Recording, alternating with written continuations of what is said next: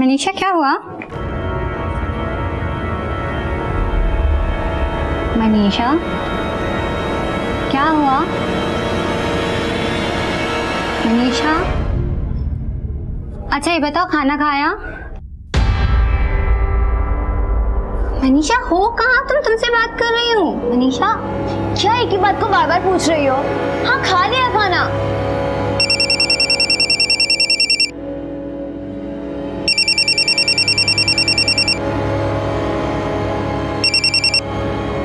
मनीषा बेटा कैसी है तू? ठीक तो है ना? और हाँ बेटा, तेरी पढ़ाई कैसी चल रही है? क्या बात है, तू बोल क्यों नहीं रही है? हाँ माँ, मैं ठीक हूँ और पढ़ाई भी अच्छी चल रही है। देखो बेटा, फाइनल ईयर की एग्जाम है, पढ़ाई ठीक से करना। सुन रही है ना मैं जो बोल रही हूँ? हाँ माँ, तुम टेंशन मत लो, मैं पूरा ध्यान दूंगी। अच्छा माँ चलो मैं रखती हूँ, गुड नाइट, बाय। किसका फोन था? मनीषा का। सब ठीक ठाक है ना? जी ठीक है। 9 बज गए, डिनर टाइम, खाना लगाओ जल्दी। हाँ जी। प्रशांत नीचे आ जाओ, खाना लगा रही हूँ।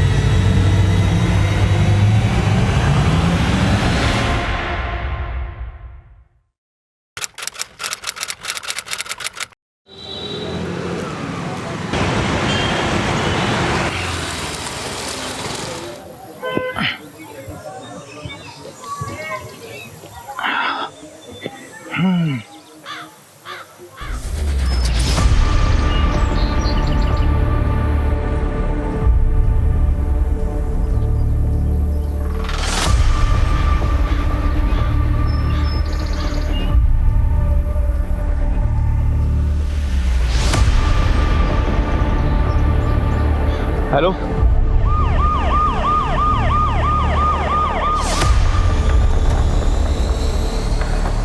चलिए पीछे हटिए, पीछे हटिए, पीछे हटिए, जरा पीछे हटिए। सर 3 लोग जलकर मर गए हैं और लाशें इतनी बुरी तरीके से जली हुई हैं, पहचानना मुश्किल है कौन और किस उम्र का था, आदमी थे या औरत। आग लगने की कोई वजह? नहीं सर, अभी बताना मुश्किल है। क्या ये मुमकिन है कि किसी ने आग लगाई हो? सर लग तो ऐसा ही रहा है, केरोसिन की गंध आ रही है, लेकिन अभी ये बताना मुश्किल है कि वो डाल के आग लगाई है कि आग लगने के बाद डब्बा गिरा है। Thank you. सर घर को चेक करते वक्त मुझे अलमारियां खुली हुई मिली। सर मुझे तो ये लूटपाट का मामला लगता है। सर हो सकता है कि जब चोर चोरी करने के इरादे से घर के अंदर आए तब ये लोग जाग गए हों और चोरों ने इन्हें जान से मार दिया और उसके बाद में आग लगा दी। खन्ना, अभी किसी भी नतीजे पर पहुंचना जल्दबाजी होगी। अभी तो हमें यह भी नहीं पता कि घर में कुल लोग कितने थे। हमें सब कुछ पता करना होगा, every single detail. Sir Khanna, आस पड़ोस में देखो, पूछताछ कर रहा है। सर आप में से फोन किसने किया? सर मैंने किया था। रूपचंद और मैं रोज सुबह साथ में वॉक के लिए जाते थे।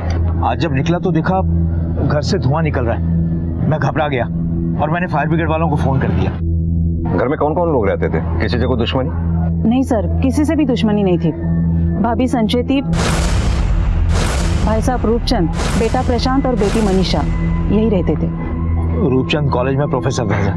उनके जीवन का बस एक ही मकसद था कि सबको पढ़ा लिखा होना चाहिए। और उनकी पत्नी? भाभी संचेती तो गऊ थी, गऊ। और हाँ सर, रूपचंद भाई साहब की एक बुआ थी जो ऊपर वाले कमरे में रहती थी।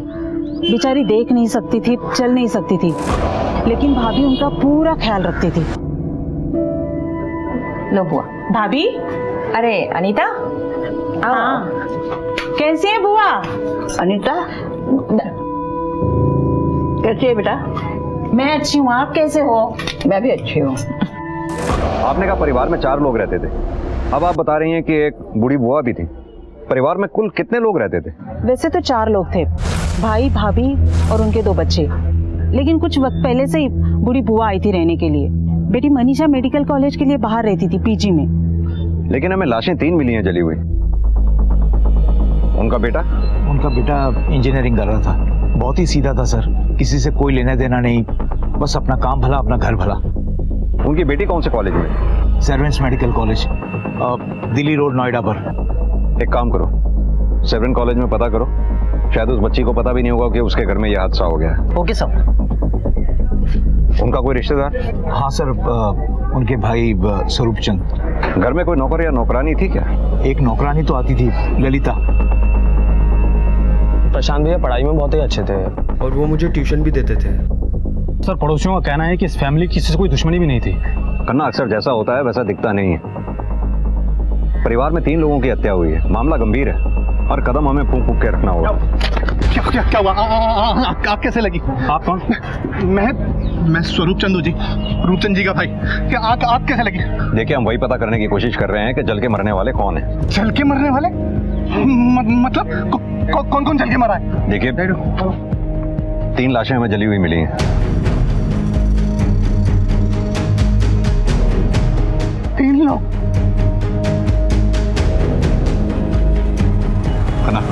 आशीष पकड़ो, भाई तेरा लेके चलिए।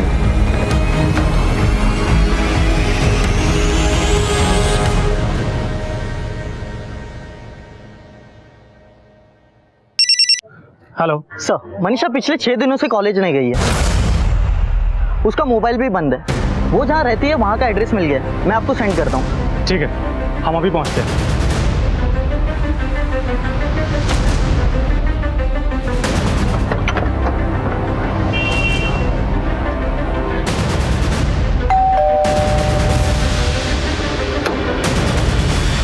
यस। मनीषा यहीं रहती है? हाँ, वो मेरी पीजी है। कहाँ है वो? सर वो पिछले 4 दिनों से यहाँ नहीं है। पिछले 4 दिनों से यानी 6 तारीख से वो यहाँ नहीं है? जी। कहाँ गई है, कुछ पता है आपको? सर मंडे की रात को वो मेरे पास आई थी। आंटी, आंटी, आप ये चाबी रखिए, दीप्ति को दे देना। एक इमरजेंसी आई है, मुझे जाना पड़ेगा। अरे पर इतनी रात को ऐसे अचानक किधर जा रही है तू? वो मैं आपको आके बताती हूँ। कुछ बता के नहीं गई सर, और पिछले कुछ दिनों से उसका बर्ताव भी कुछ अजीब लग रहा था। कुछ पूछती थी तो सीधा जवाब ही नहीं देती थी। मनीषा का रूम कहाँ है?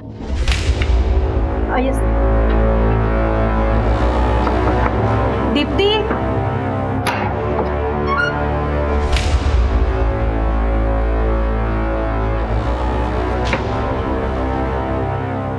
सर आखिर हुआ क्या है मनीषा को? क्यों? तुम्हारी दोस्त है, तुम्हें पता होना चाहिए। तुम्हारी मनीषा से आखिरी बार कब और क्या बात हुई थी? हाँ सर, मैं होटल से वापस आई थी खाना खा के, तो वो और उसका बॉयफ्रेंड यहाँ खड़े थे। ये तुम्हारे लिए। ये क्या है? गिफ्ट मेरे लिए? हाँ। तुम लेकर आई? हाँ। Thank you so much. Sir मुझे तो वो लड़का बिल्कुल पसंद नहीं था। मुझे समझ ही नहीं आया मनीषा जैसी लड़की को उससे प्यार कैसे हो गया। दोनों को साथ में देखती थी तो ऐसा लगता था जैसे चेप हो रहा है उसे। सिद्धार्थ रहता है कहाँ पर है? सर एड्रेस तो नहीं मालूम उसका, पर हाँ फोटो है उसकी मेरे पास। हाँ जी ये है। और सर हाँ एक बात और, वो शायद ना लोधी नगर के ओटी कॉफी शॉप के पास रहता है, क्योंकि मनीषा उससे हमेशा वहीं मिलने जाती थी। मनीषा का नंबर भी दीजिए। हाँ जी। कि मनीषा के नंबर से उसके फोन की लोकेशन ट्रैक करो, उसके कॉल रिकॉर्ड्स निकलवाओ, पता करो उसे फोन किसने किया था। सिद्धार्थ का भी पता करो कौन है और कहाँ रहता है। सर पुलिस के सामने सबसे बड़ी चुनौती थी ये पता करना कि मरने वाले कौन कौन थे। रूपचंद, संचेती, प्रशांत या स्वर्णलता। मनीषा कहाँ गायब हो गई? क्या मरने वालों में मनीषा भी थी? क्या जो नहीं मरा था वही कातिल था, या फिर वो भी कहीं मार दिया गया था या किसी की कैद में था? कौन मरा था कौन जिंदा था यह भी साफ नहीं हो पाया था। सर मरने वाले जो 3 लोग थे, फॉरेंसिक रिपोर्ट के मुताबिक वो सभी अधेड़ उम्र के थे, जिनमें से 2 महिलाएं थी और एक आदमी। यानी कि रूपचंद, संचेती और स्वर्णलता। इसका मतलब जिंदा बचे हैं तो प्रशांत और मनीषा। हाँ सर, और सर सबसे चौंकाने वाली बात तो ये है कि इन सभी की मौत 6 तारीख को रात को 11 से 2 के बीच में हुई और सभी को गला रेत कर मारा गया। और सर इन तीनों को मारने के बाद 3 दिन बाद यानी कि 10 तारीख को रात को 11 से 1 के बीच में जलाया गया। यानी कि 3 दिन बाद, ठीक उसी दिन जिस दिन मनीषा अपने पीजी से ये कह के निकली थी कि उसे अर्जेंट जाना है। Yes sir. सर क्या ये मुमकिन हो सकता है कि प्रशांत और मनीषा को भी मार दिया गया हो? सर कहीं ऐसा तो नहीं है कि इस पूरी फैमिली को मिटाने की किसी ने कोई साजिश की हो? और अगर प्रशांत और मनीषा जिंदा है तो हो सकता है उनकी जान को खतरा हो, या ये पूरा हत्याकांड मनीषा और प्रशांत नहीं रचा हो, या दोनों में से किसी एक ने। खन्ना, किसी भी कंडीशन को रूल आउट नहीं किया जा सकता। हत्या इतने घिनौने तरीके से की गई है, फिर सबूत मिटाने के लिए लाशों को जला दिया गया। प्रोफेसर के परिवार को मारने वाला उनका कोई बहुत करीबी ही हो सकता है।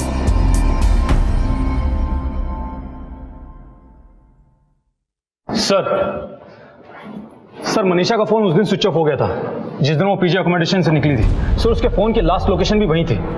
सर उसके फोन नंबर से तो कुछ खास नहीं मिला है, लेकिन हाँ आखिरी बार कॉल उसके घर से लैंडलाइन नंबर से ही किया गया था। सर घर वालों के फोन भी घर पर ही ऑफ हुए हैं। मनीषा के घर से फोन किया गया था? लेकिन सर सिद्धार्थ, उसके बारे में पता चला है कि वो मनीषा के कंपैरिजन में थोड़ा कम पढ़ा लिखा है।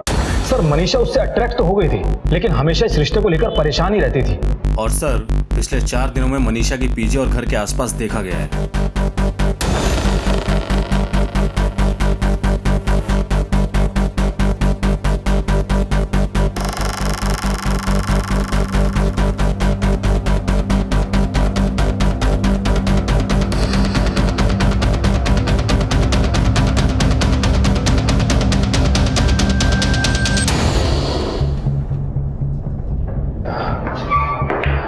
अगर हमारे बिना पूछे सब सच सच बता दोगे वही तुम्हारे लिए अच्छा होगा। लेकिन सर मैं क्या बताऊं? आप लोग क्या जानना चाहते हैं? यही कि तुमने मनीषा के घर में आग क्यों लगाई? क्या सर, मैंने कोई आग नहीं लगाई। मैं तो मनीषा से प्यार करता था। एक प्रोफेसर जिसकी बेटी डॉक्टर बनने वाली थी, वो अपनी बेटी की शादी तुमसे क्यों करेगा? इसी बात का बदला लेने के लिए तुमने उनके पूरे परिवार को खत्म कर दिया। मनीषा कहाँ है? सर कैसी बातें कर रहे हैं आप? मैं भला किसी को क्यों मारूंगा? तो मनीषा से आखिरी बार मिले कब थे? सर मैं इसको मिलने के लिए उसके पीजी अकोमोडेशन गया था। उसने मुझे फोन करके बुलाया था। सिद्धार्थ मुझे थोड़ा टाइम चाहिए। Let me focus. Focus on what Manisha? मैं तुम्हें अपनी मॉम से मिलवाना चाहता हूँ। मैं बहुत परेशान हूँ, तुम मुझे अकेला छोड़ दो, जाओ यहाँ से तुम। सर मनीषा अपने दिल की सारी बातें अपने भाई प्रशांत से शेयर करती थी। भाई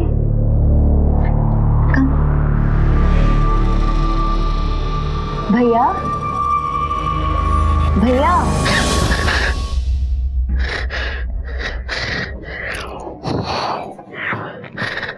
यार कितनी बार बोला है तुम्हें कि ऐसा उठाए मत करो मुझे, नहीं तो उठाते उठाते हमेशा के लिए उड़ जाऊंगा मैं। भैया ये सिद्धार्थ है, मैंने आपको बताया था ना।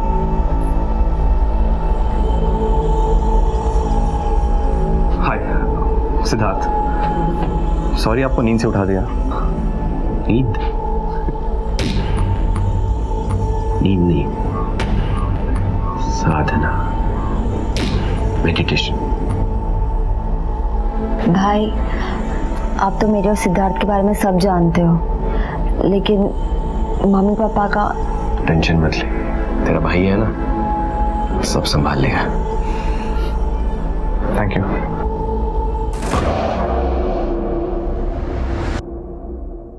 सर कहीं ऐसा तो नहीं कि बहन की मदद करने के लिए भाई ने मार दिया पूरी फैमिली को? खन्ना, इन जवाबों के लिए प्रशांत और मनीषा इन दोनों का हमारे हाथ में आना बहुत जरूरी है। दोनों के पोस्टर आसपास के पुलिस स्टेशन में सर्कुलेट करवाओ। अपने खबरियों को भी अलर्ट करो सर। और जहां तक हो सके। एक मिनट सर। हेलो,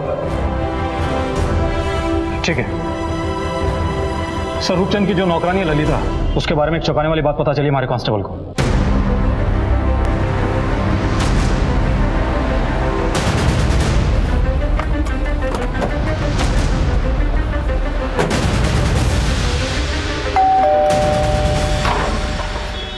ललिता। जी साहब। क्या बात है साहब? तुमसे कुछ बात करनी है। मैं तो यहाँ थी ही नहीं, बाहर गई थी। यहाँ नहीं थी तो फिर कहाँ थी तुम? साहब मैं अपने बेटे का एडमिशन कराने के लिए गई थी नोएडा के स्कूल में। उसी स्कूल में ना जिस स्कूल की फीस सालाना 50,000 रुपए? हाँ साहब, लेकिन आप ये सब क्यों पूछ रहे हैं? क्योंकि जब तुम अपने बच्चे की स्कूल की फीस चुराते हुए पकड़ी गई भेद खुल जाने के डर से उन तीनों की तुमने हत्या की और सबूत मिटाने के लिए उन तीनों की लाशों को जला दिया। नहीं नहीं साहब, कौन सी चोरी, किसको मार दिया, आप क्या बोल रहे हैं साहब? मुझे कुछ समझ में नहीं आ रहा है। वही जिस घर में काम करती थी, उसके मकान मालिक, मकान मालकिन, बूढ़ी बुआ, तीनों की हत्या हो गई है। नहीं नहीं साहब, ऐसा नहीं हो सकता। वो लोग तो बहुत भले थे साहब। साहब ने तो मुझे खुद ही पैसे दिए थे। पढ़ाई लिखाई किसी की जागीर नहीं है, और जिसके अंदर जोश है, जुनून है, वो पैसों के लिए पढ़ाई से पीछे क्यों रहे? हाँ? ये और किसी चीज की जरूरत हो तो मांग लेना। ये मनीषा और प्रशांत कैसे थे? साहब, मनीषा दीदी तो बाहर ही रहती थी, और प्रशांत भैया जब फौरन से वापस आए थे ना, तब से वो कुछ तनाव में है साहब। और ये रूपचंद, उसका किसी से झगड़ा या कोई दुश्मनी? हाँ साहब, उनके भाई के साथ उनका झगड़ा होता था। देखो, अपने पापा को समझा देना, ये गोल गोल घुमाना बंद करें। मुझे मेरे पैसे वापस चाहिए बस। एक हफ्ते के अंदर मेरा पैसा नहीं मिला तो मुझसे बुरा कोई नहीं होगा। सर, लड़ाई झगड़े जैसी कोई बात नहीं थी, बस कभी कभी कुछ कहा सुनी हो जाती थी। ये पैसों का क्या मामला है? रूपचंद भाई साहब ने मुझसे 20 लाख रुपए उधार लिए थे। और इसीलिए तुमने अपने भाई की जान ले ली? ये क्या कह रहे हैं सर आप? आपने देखा था ना सर कि भाई साहब की मौत की खबर सुनने के बाद मैं बेहोश हो गया था। मैं अपने भाई साहब का कत्ल कैसे कर सकता हूँ? ऐसी बहुत सी नौटंकियां देखी हैं मैंने। सीधी तरह से साफ साफ बता, क्या हुआ था उसे? सर, मैं आपको सच बता रहा हूँ, मैंने किसी को नहीं मारा। भाई साहब को वास्तव में पैसे की जरूरत थी, क्योंकि वो प्रशांत को बाहर पढ़ाई के लिए भेजना चाहते थे, लेकिन प्रशांत सब कुछ छोड़ छाड़ कर वापस आ गया था। भाई साहब रिटायर हो गए थे, मेरे पैसे तो डूब गए थे ना सर। ऐसा एक बात कहूँ, बुरा मत मानिएगा, पूत के पांव पालने में नजर आ जाते हैं। अब मेरे बेटे को देख लीजिए, मैं कम पढ़ा लिखा था, मगर मेरा बेटा अमेरिका में कामयाब डॉक्टर है, और आप तो प्रोफेसर है ना। और ये आपका बेटा, ये क्या अपने आप में खोया रहता है, क्या दिखता रहता है यहाँ पर? अरे वापस कब जाएगा? न्यूजीलैंड से छुट्टियां हो गई इसकी, कितनी छुट्टियों पे आए हैं। मुझे पैसे देने ही नहीं चाहिए थे, मेरी अकल मारी गई थी। आखिर किस भरोसे पे पैसे दिए थे तुमने उनको? भाई साहब ने अपना घर मेरे नाम लिख दिया था। और उन्हीं पैसों की जब वापस आने की उम्मीद नहीं दिखी तो सबका कत्ल कर दिया, मनीषा और प्रशांत का भी। नहीं सर, नहीं, मैंने किसी को नहीं मारा सर, आप यकीन कीजिए। और वैसे भी सर, अब तो उस घर की कोई वैल्यू है नहीं। उस घर को कौन खरीदेगा? 3 भयानक मौतें हुई हैं उस घर में, और मैं जानबूझकर अपने पैरों पर कुल्हाड़ी क्यों मारता? आखिरी बार कब मिले थे उनसे?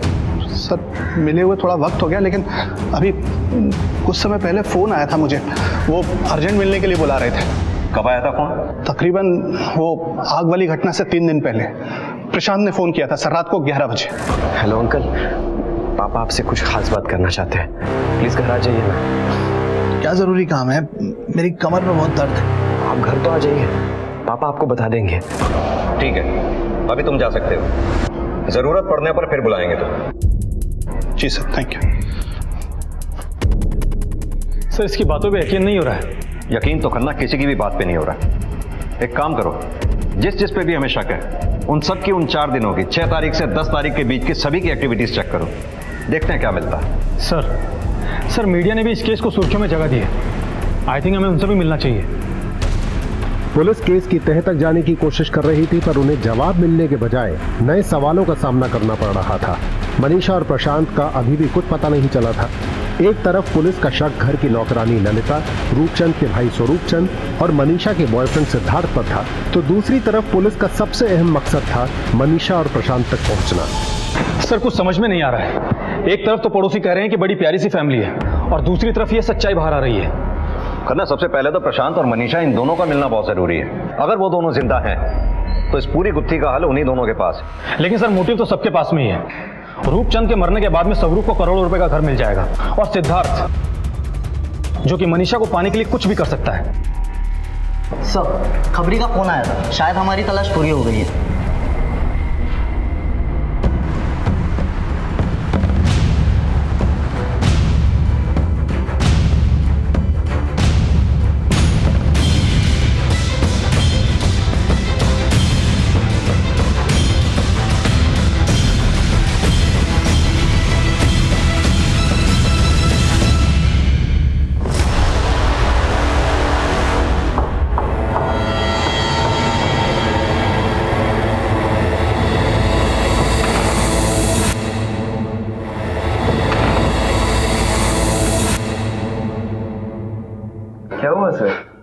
छुपा छिपी खेलने का बहुत शौक है ना तुझे? हम सिखाते हैं, लेके चलो उसे। चल। कॉलर मत पकड़िए, मैं ऐसे ही आ जाता हूँ ना। लेके चल। चल।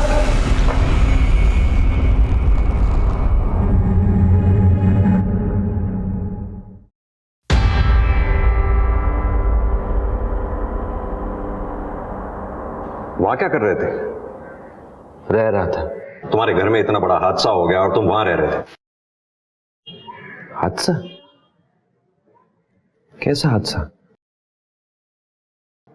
देखो प्रशांत, हमारे सामने एक्टिंग करने की कोशिश मत करो। तुम्हारे घर में आग लगी हुई थी और तुम कहीं और। आग? मेरे घर पे आग लगी? कैसे? सर सब ठीक है ना? क्या तुम्हें नहीं पता तुम्हारे घर में आग लग गई थी? मैं जब वहां से निकला था तब सब सही था। उसके बाद मैं कैसे बता सकता हूँ? मेरे मम्मी पापा सब सही है ना? नहीं, तुम्हारे मम्मी पापा अब नहीं रहे।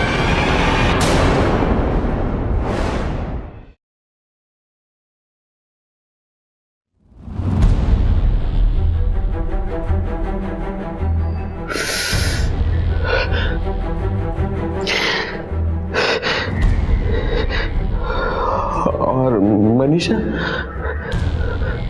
मनीषा कैसी है? मनीषा ठीक है ना? तुम्हें नहीं पता मनीषा कहाँ है?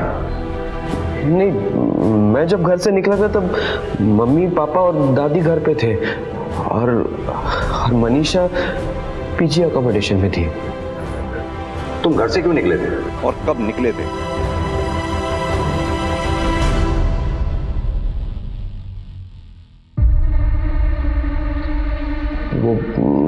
मैं थक गया था। मेरा दिल इस दुनिया की चीजों से ना बहुत उकता गया था, इसलिए मैंने सर पापा से भी बात की थी। तुम जो कुछ भी कर रहे हो सोच समझ के कर रहे हो ना? हाँ पापा, बस आपके परमिशन की जरूरत थी। मैं क्या बोलूं, मेरे कुछ समझ में नहीं आ रहा बेटा। सुनिए ना पापा, देखिए आज तक आपने जो कुछ भी चाहा वो सब मैंने किया, बस अब इस बात के लिए आपका आशीर्वाद चाहिए। देखो बेटा, मैं तो हमेशा यही चाहता था कि तुम एक बड़े इंजीनियर बनो,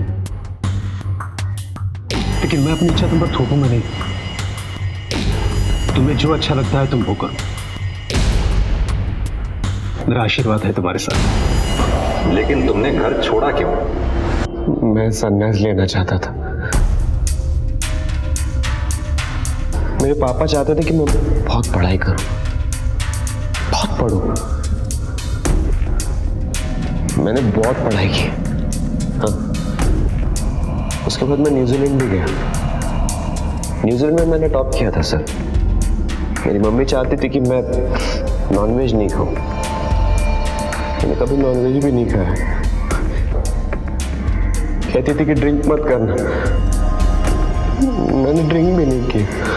हाँ, मैंने वैसे नॉनवेज कभी खाया नहीं, नहीं खाया। हमेशा सबकी सुनता था मैं। फिर मन हुआ कि अपनी सुनो ना। मैंने अपनी सुनी। मैं जिंदगी में ना एकदम सुकून पाना चाहता था, एकदम शांत।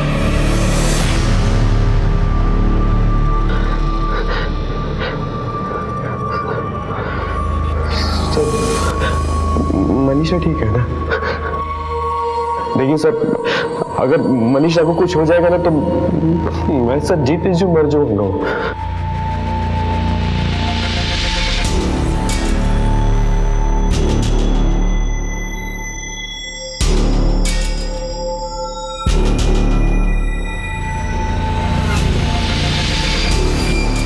सर ये बार बार ऊपर क्या देख रहा था? पता नहीं क्या देख रहा था सर। या तो ये हमें बना रहा है या फिर अपनी बहन को बचा रहा है। सर इसका कहना था कि इसके पिता ने इसको खुशी से घर से जाने दिया, जबकि स्वरूप चंद का कहना था कि बाप और बेटे में तनाव था।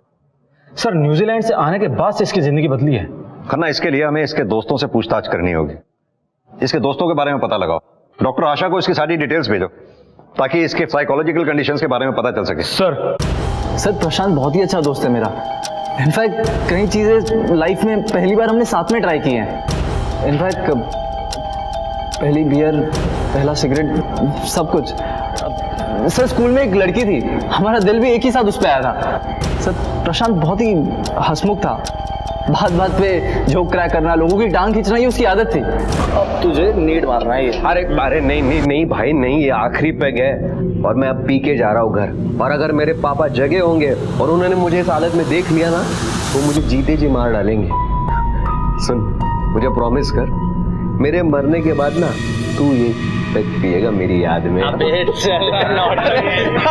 हाथ दे रहा। सर मगर जब से वो न्यूजीलैंड से आया है तब से बहुत चुप हो गया है, अपने आप में ही रहने लग गया है। क्यों?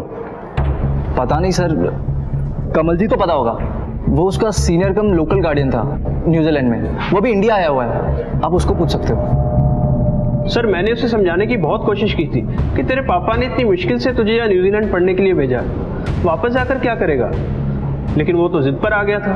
अगर प्रशांत इतना अच्छा और मिलनसार था तो फिर उसे न्यूजीलैंड में जाकर क्या हो गया? वो तो पता नहीं सर, लेकिन हाँ वो बुरी संगत में पड़ गया था।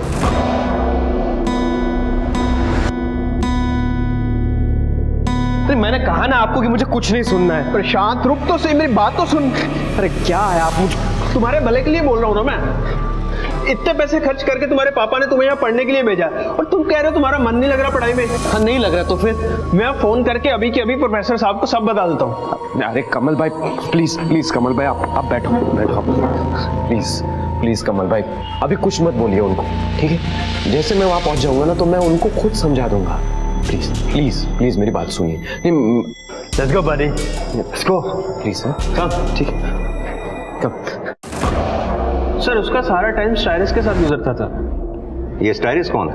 लोकल न्यूजीलैंड बॉय है, मैं खुद भी उसके बारे में ज्यादा नहीं जानता। खन्ना, इस स्टाइरिस के बारे में पता करो, उसका सोशल मीडिया अकाउंट स्कैन करो, इन्हें प्रशांत से मिलवाओ, देखो कैसे रिएक्ट करता है। सर आइए।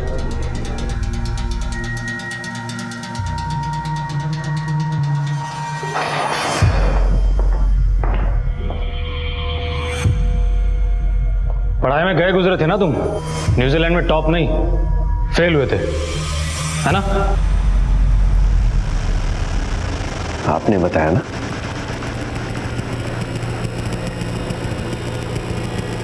आपने बताया ना। हाँ?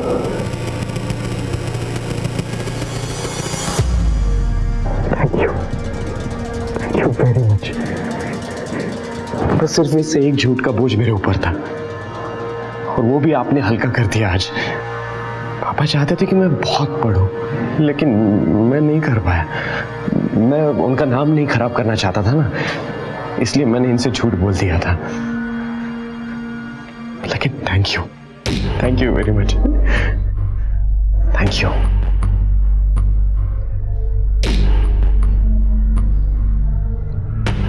सॉरी पापा, सॉरी। सर मनीषा के बारे में कुछ पता चला? अभी तक तो नहीं, लेकिन जल्दी पता लग जाएगा। आइए। सर आपको लगता है कि इसने कुछ किया होगा, या ये जो कह रहा है कि ये निर्दोष है वो सच है, या ये मनीषा को बचाने की कोशिश कर रहा है? करना, आज जिस तरह से इसके दोस्त कमलजीत से इसका सामना करवाया, इसी तरह उसके बाकी दोस्तों से भी इसका सामना करवाओ। अगर ये झूठ बोल रहा है तो ज्यादा देर तक छुपा नहीं पाएगा। और हाँ, हर मुलाकात के बाद इसकी अच्छी तरह से धुलाई करो। मनीषा की भी तलाश जारी रखो। मुझे लगता है अगर ये कत्ल मनीषा ने किए हैं तो ये अपनी बहन को बचाने की कोशिश कर रहा है। इसके हाव भाव देख के कुछ हिला हुआ सा लगता है। सर साइकोलॉजिस्ट डॉक्टर आशा आई है। आपने जो डिटेल्स भेजे थे उसे मैंने स्टडी किया और मुझे लगता है ये साइकियाट्रिक केस हो सकता है या नहीं भी। डॉक्टर, कई बार देखा गया है कि क्रिमिनल अपने आप को साइकियाट्रिक केस बता के सजा से बचने की कोशिश करते हैं। अब मुझे ये समझ में नहीं आ रहा कि ये केस किस कैटेगरी में आता है। ऐसा बहुत कम केसेस में होता है कि पुलिस को किसी साइकियाट्रिस्ट से मशवरा लेना पड़े। प्रशांत पकड़ा तो गया था, मगर उसके सामने आने से केस की अटखेलियां और भी बढ़ गई थीं। जिस तरह से प्रशांत अपने बयान दे रहा था, यह समझना मुश्किल था कि वो खुद को और अपनी बहन मनीषा को बचाने की कोशिश कर रहा था या फिर सच में उसे कुछ नहीं पता था। पुलिस ने प्रशांत की मानसिक हालत देखते हुए उसका सामना उसके दोस्तों से और रिश्तेदारों से करवाने का फैसला लिया। साइकियाट्रिस्ट डॉक्टर आशा उसका अवलोकन करके ये समझने की कोशिश कर रही थी कि प्रशांत झूठ बोल रहा है या सच या आधा सच। पुलिस ने ललिता, स्वरूप और सिद्धार्थ के उन 3 दिनों के एलिबाइज भी चेक किए और उन्होंने साफ पाया कि अब तफ्तीश का केंद्र केवल प्रशांत था। क्या सोच रहे हो प्रशांत? कि मेरी बहन कहाँ है, पता नहीं कहाँ गई है वो, कुछ पता ही नहीं चल रहा है उसका। वैसे तो वो मुझसे ज्यादा स्ट्रांग है, लेकिन है तो वो लड़की ही ना। तो मनीषा से आखिरी बार कब मिले थे? घर से निकलने के 15 दिन पहले। भैया मैं जा रही हूँ। मानो तेरी छुट्टियां खत्म हो गई? हाँ भैया, बल्कि मैं तो 2 दिन एक्स्ट्रा रह ली। भैया आप अपना ख्याल रखना। I miss you. मनु यार, एक बार अच्छे से गले लगा लेना। क्या पता तू अगली बार जब यहाँ आएगी तो मैं यहाँ रहूं या ना रहूं। क्यों? आप न्यूजीलैंड वापस जा रहे हो? लेकिन भैया आपका तो वहाँ मेरे बिना मन लगेगा नहीं। आप कहीं भी जा लो, रहोगे मेरे पास ही। मनीषा मुझसे बहुत प्यार करती थी।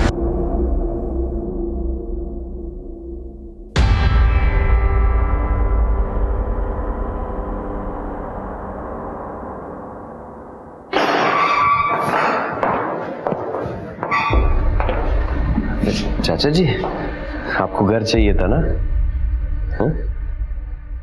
लीजिए, आपको मिल गया घर। ऐसा नहीं है बेटा, वो घर तेरा था और तेरा ही रहेगा। नहीं नहीं नहीं, अभी मुझे घर बार नहीं चाहिए। मैं तो इस इन्वेस्टिगेशन के बाद संन्यास लेने वाला हूं, और मनीषा भी जहां कहीं होगी ठीक ही होगी। लेकिन उसको भी आपका घर नहीं चाहिए होगा। प्रशांत, हमें तुम्हारे चाचा पर भी शक है। शायद इन्होंने तुम्हारे पापा का खून किया है।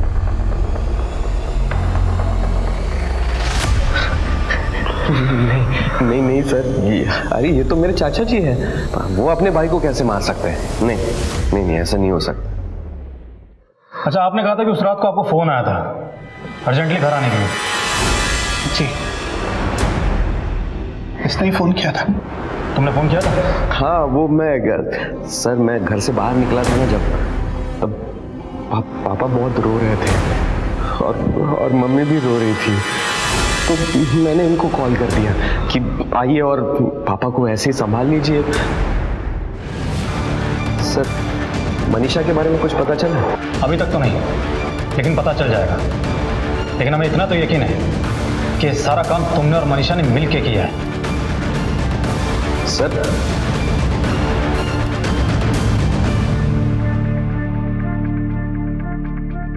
सर मैं मनीषा का लैपटॉप यूज कर रही थी तो मुझे ये मिला।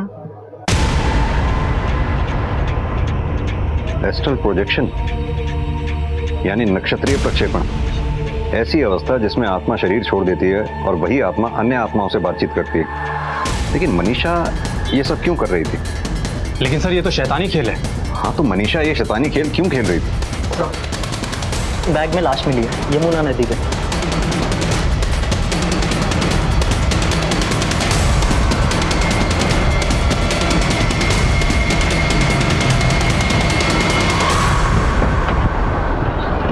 सर, वहां पर किसी इंसान के कटे हुए हाथ पड़े हुए। सर ये देखिए।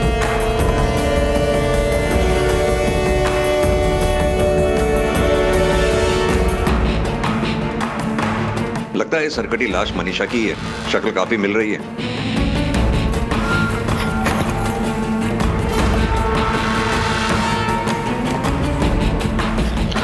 सर, ये देखिए खंजर मिला है।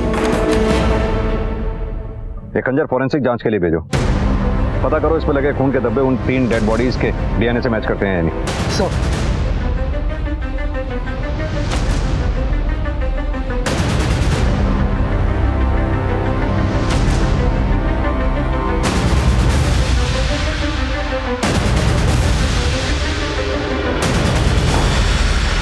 प्रशांत, प्रशांत, प्रशांत,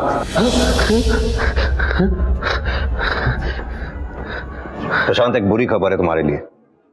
मनीषा की लाश मिली है हमें।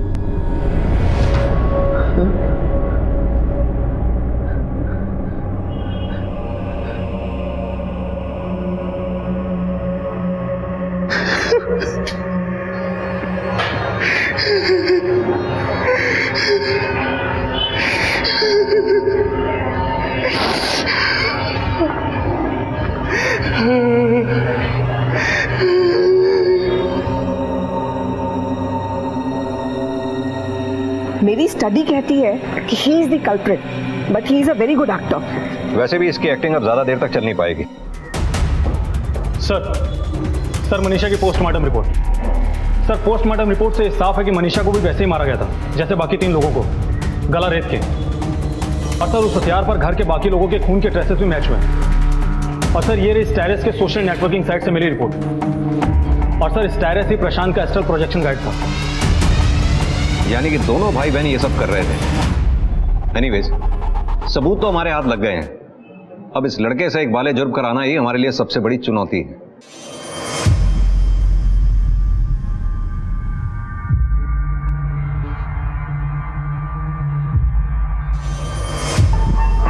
प्रशांत, तुम्हारा ये पागलपन का नाटक बंद करने का वक्त आ गया है। अरे सर, मैं नाटक कहाँ कर रहा हूँ सर? मैं तो आपसे ही बात करने वाला था अभी कि मेरी पूछताछ अगर खत्म हो गई तो मुझे आप छोड़ दीजिए, और अगर यानी किसी वकील की फॉर्मेलिटी करनी है तो वो भी बता दीजिए। नहीं तो उसकी फिक्र तू मत कर, क्योंकि हमारे हाथ कुछ ऐसा लग गया है जो हम तेरे साथ शेयर करना चाहते हैं। पहचानते हो उसे? प्रशांत, नाउ स्टॉप दिस। सीधी तरह से सच सच बता, ये सब कैसे किया तुमने? सर मैं कोई भी नाटक नहीं कर रहा हूँ, मैं तो अपने पापा से बात कर रहा हूँ, उनको पूछ रहा हूँ। आप बताइए ना, आप मैं क्या करूँ? हाँ, ये देखकर आपको आश्चर्य हो रहा होगा ना कि मैं इस तरह से सब कुछ क्यों कर रहा हूँ। नहीं, हमें कोई आश्चर्य नहीं हो रहा। हमें पता है तू ये पागलपन का नाटक अपनी सजा से बचने के लिए कर रहा है, और हम जानते हैं कि तू पागल नहीं है, तू एक शातिर मर्डरर है, कोल्ड ब्लडेड मर्डरर जिसने अपने पूरे परिवार को खत्म कर दिया। अब तू सीधी तरह से ये बता किस किस को और कैसे मारा। हाँ, मैंने सबको मारा मैंने। सबसे पहले मैंने अपनी माँ को मारा, उसके बाद पापा को मारा। और दादी, उसने क्या बिगाड़ा था तेरा? उन्हें क्यों मारा? अरे सर, लेकिन मम्मी पापा के बाद उनकी देखभाल कौन करता? मम्मी के बिना वो एक कदम भी नहीं चल पाती थी, इसलिए मैं उनके पास गया। अरे आओ ना दादी। हाँ रखो। अरे हम लोग जा कहाँ रहे हैं? अरे बस यही जा रहे हैं। अरे कुछ बोलेगा तो सही, कहाँ जा रहे हैं? अरे मैं आपको बताता हूँ ना, चलिए तो पहले। चलिए इधर से। आराम से ले जा रहा है। हाँ नहीं, मैं बस इधर ही जाना है हमें। फिर मैंने मनीषा को यमुना नदी के पास वाले जंगल में बुलाया और फिर उसे भी मार दिया। चाचा जी को फोन करके बुलवाया था मैंने, लेकिन वो आए नहीं। अगर वो आ जाते तो मैं उनको वहीं मार देता, लेकिन यहाँ से जाने के बाद मैं उनको छोड़ूंगा नहीं। इन सबको मार के तुझे मिला क्या? क्या हासिल हुआ तुझे? मैंने उनको मारा नहीं है सर, मैंने तो उनको मोक्ष दिया है, इस दुनिया के मोह माया से दूर किया उनको। उनके शरीर से आत्मा निकलते हुए देखना चाहता था, इसलिए मैंने उनको मारा।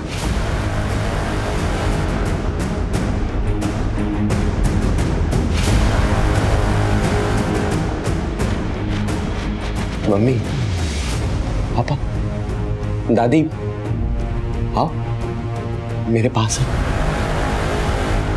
आओ, मेरे पास आओ। ये सब मैंने एस्ट्रल प्रोजेक्शन की पढ़ाई करके ये सब विद्या हासिल की है। आप नहीं समझोगे सर इस शैतानी खेल को। हाँ, लेकिन मनीषा समझ गई थी ये शैतानी खेल, इसलिए वो मेरे पीठ पीछे मुझ पे नजर रख रही थी। मेरा लैपटॉप भी लेके गई थी साथ में। पूरा सच बता। सच ये है कि मैं एक एक को मारकर उनकी आत्मा से बात करना चाहता था, लेकिन किसी से कांटेक्ट नहीं हुआ, किसी भी आत्मा से नहीं। सोचा कि घर पर नहीं तो मनीषा को घर से बाहर निकाल कर उसे मारूं, लेकिन फिर भी कांटेक्ट नहीं हुआ उसकी आत्मा से, और ना ही मैंने उसके शरीर से आत्मा निकलते हुए देखी। मम्मी, पापा, दादी, मनीषा, आओ आओ आओ मेरे पास आओ। ये सच नहीं है, क्योंकि अगर ये सच होता तो उनको मारने के बाद उनकी लाशों को जलाता नहीं। तूने जानबूझ के ये सब किया। सच सच बता। पापा मुझसे कभी खुश नहीं थे और मम्मी उसी कारण दुखी रहती थी, और पापा मम्मी एक दूसरे से बहुत प्यार करते थे, इसलिए मैंने उनको मार दिया। मैंने देखा कि सिद्धार्थ मनीषा का ख्याल नहीं रख पाएगा, इसलिए मैंने मनीषा को भी मुक्ति दे दी। इस शरीर की दिन दुनिया में उनको खुश तो नहीं रख पाया मैं, तो सोचा कि आत्मा की दुनिया में मैं उनको खुश रखूंगा, इसलिए मैंने चारों को मुक्ति दे दी।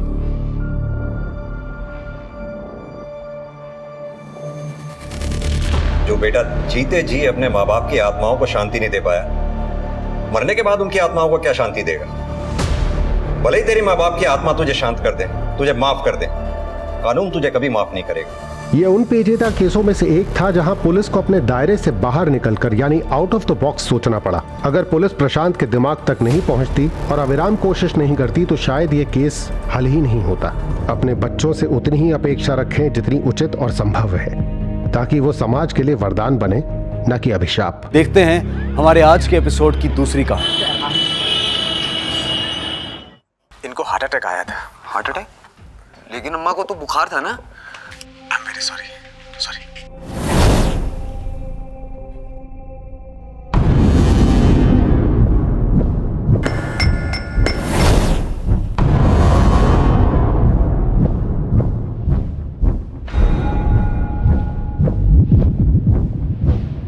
दृष्टि, बेटा कुछ कहना है दादी से तो उनके पास जाना, यहाँ से क्या देख रही है?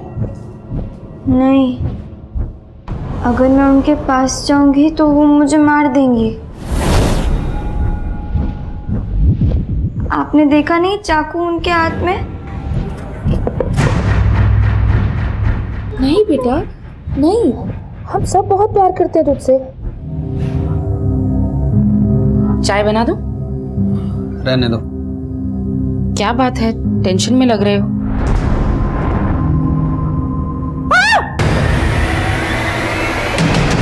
क्या हुआ? क्या हुआ?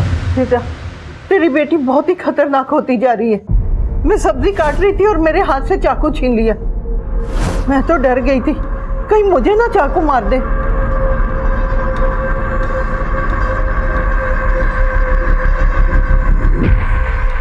मुझे पता है दृष्टि कहाँ छुपी है। लाओ चाकू इधर दो। आप बटो। दृष्टि तो बहुत ब्रेव है, लेकिन बेटा मम्मी ठीक कह रही है, चाकू से नहीं खेलते। लाओ लाओ, चलो दादी को सॉरी बोलो। नहीं, मैं नहीं बोलूंगी। दृष्टि, एक काम करते हैं, मैं तुम्हारा और दादी का पैचअप करवाती हूँ, ठीक है?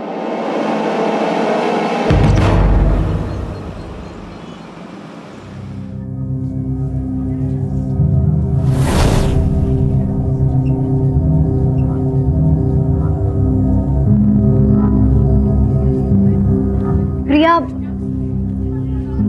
मुझे तेरी एक हेल्प चाहिए। तुझे और मेरी हेल्प? हाँ, वो एक्चुअली ना मेरे बॉयफ्रेंड ने मुझे मिलने बुलाया है। तेरा बॉयफ्रेंड कौन? अपने स्कूल का है? नहीं, बाहर का है। बातें तो अच्छी करता है, पर आज पहली बार उसने अकेले मिलने बुलाया है, तो सोच रही हूँ जाऊँ या नहीं जाऊँ। लॉटरी लग गई और तू ये सोच रही है कि प्राइज मनी लूँ या ना लूँ? ज्यादा सोच मत, जा मिल क्या। तू भी चलना मेरे साथ। तेरे बॉयफ्रेंड से मिलने? क्यों कबाब में हड्डी जोड़ रही है? कबाब में हड्डी नहीं, एक से भले दो। और तू मेरे साथ चल के देख लेना कि मेरी चॉइस सही है या नहीं। तू इतना रिक्वेस्ट कर ही रही है तो मना नहीं करूंगी। पर कुल्फी खिलाएगी? पक्का खिलाऊंगी।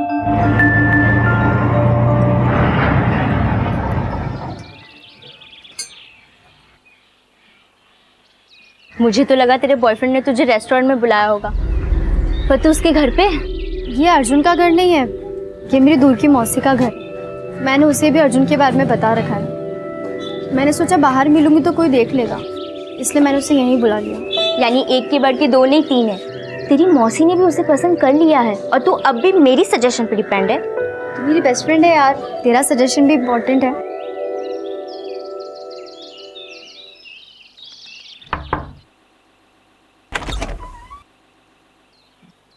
मौसी, ये मेरी दोस्त है प्रिया।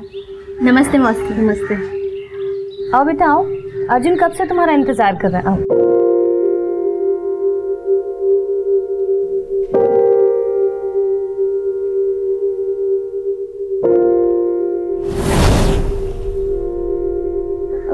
ये मेरी दोस्त है प्रिया। आ जाओ, बैठो।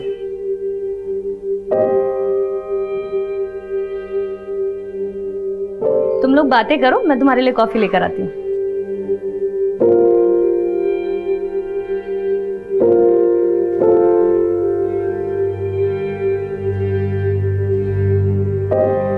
लड़का अच्छा है पर शर्मिला है क्या?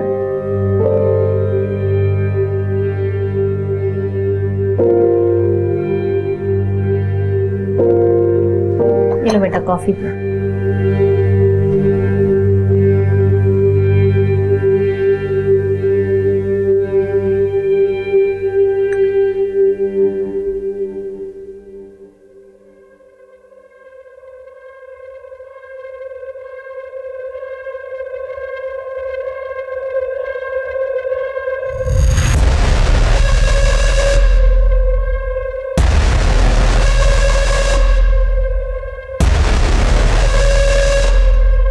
जूही, तू कहाँ जा रही है?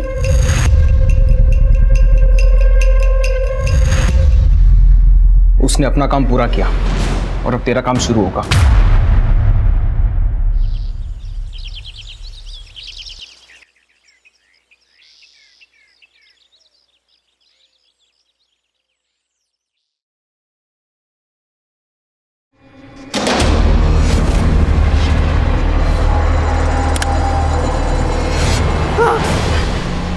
कौन?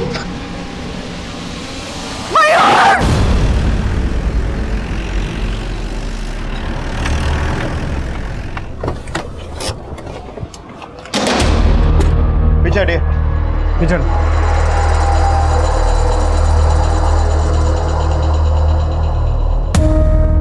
पीछे हटिए, पीछे।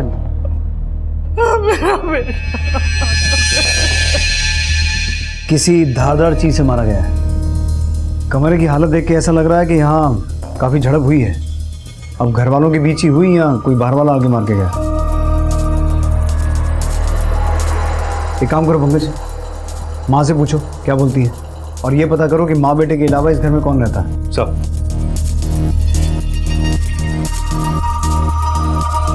यादव सर, बाहर चेक करो, घर के बाहर या आसपास कोई सीसीटीवी है क्या, और फॉरेंसिक टीम से पूछो कहाँ पहुंची।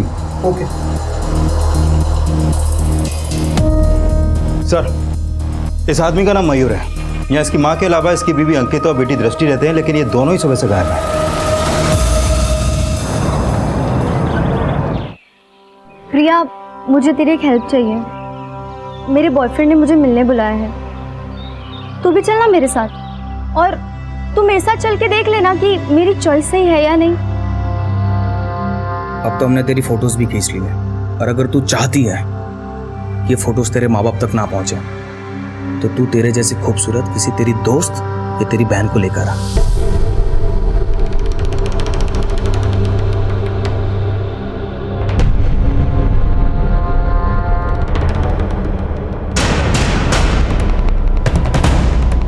कभी नहीं, मैं तुझे अपना दोस्त समझती थी और तूने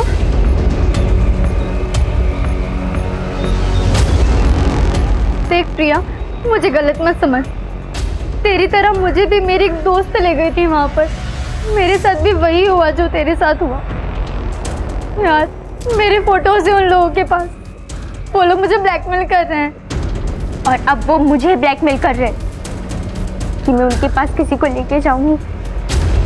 माना जो तेरे साथ हुआ वो गलत हुआ, पर तूने भी अच्छा नहीं किया जूही।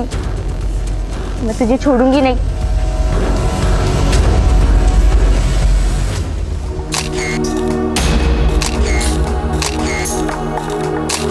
बड़ा खुशहाल परिवार था सर, पर मयूर अपनी बेटी दृष्टि को लेकर बहुत परेशान रहते थे। दृष्टि सिजोफ्रेनिया की पेशेंट थी। सिजोफ्रेनिया? साहब, सृष्टि को ऐसी बीमारी थी कि उसे हमेशा लगता था कि उसे कोई मारना चाहता है। अगर मैं उनके पास जाऊंगी तो वो मुझे मार देंगे। कहीं ऐसा तो नहीं कि कल रात को ऐसा कुछ हुआ हो जिसकी वजह से आपकी पोती नहीं आपके बेटे को? नहीं साहब, ऐसा कुछ नहीं हुआ। माना वो अपनी बीमारी की वजह से वहम करती थी, पर वो अपने माँ बाप के साथ बहुत खुश थी। वो तो बाहर वालों से डरती थी। आपके बेटे और बहू के बीच में कोई लड़ाई झगड़ा, कोई अनबन? 18 साल हो गए शादी को, ऐसा कुछ भी नहीं था। पर कुछ दिनों से मयूर बड़ा गुमसुम रहने लगा था। मयूर, आलू गोभी बनाऊं या कोई और सब्जी खानी है? मयूर? मयूर, मयूर बेटा, किस सोच में पड़े हो? कुछ नहीं माँ। मेरी बहू को लगता था कि मयूर हमसे कुछ छुपा रहा है। आपका बेटा मयूर काम क्या करता था? वो एक एक्सपोर्ट कंपनी का मैनेजर था। आपके बेटे की किसी बाहर वाले से या किसी रिश्तेदार से कोई दुश्मनी? साहब, मयूर की माँ ना तो अपनी पोती पे शक जता रही है और ना ही अपनी बहू पर, लेकिन गायब दोनों ही हैं। कहीं ऐसा तो नहीं कि दृष्टि के हाथों ही मयूर का मर्डर हुआ हो और अपनी पोती को बचाने के लिए इसने उसे अपनी बहू के साथ कहीं भेज दिया हो सकता है सर, लेकिन घर के आसपास कोई भी सीसीटीवी नहीं है, तो पता लगाना मुश्किल है कि मयूर का मर्डर किसी बाहर वाले ने किया है या फिर मयूर की बीवी और बेटी के ही गायब होने का कनेक्शन मयूर के मर्डर से है। एक काम करो पंकज, मयूर और उसकी बीवी के कॉल रिकॉर्ड्स निकालो, उन दोनों के अफेयर्स, दोस्ती, दुश्मनी, हर एक एंगल को चेक करो और दृष्टि के डॉक्टर को मिलो एक बार, उससे उसकी मेंटल कंडीशन के बारे में पता करो। Okay sir.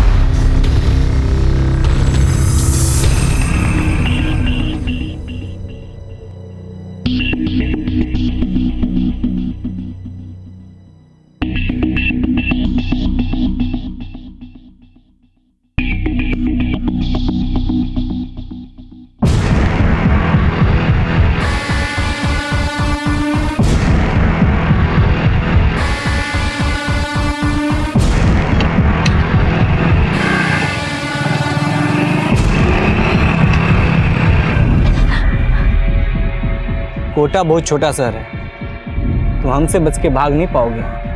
4 दिन हो गए, न तू आई न अपने साथ दूसरी बाहर लाई। तुम्हारे फोटोग्राफ्स हैं हमारे पास, दिखा इसको।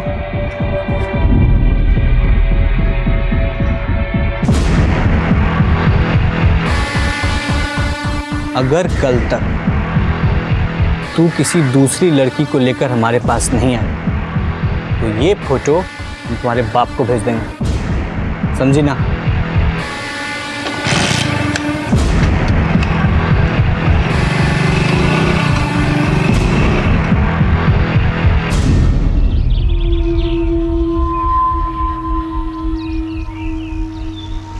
हाय,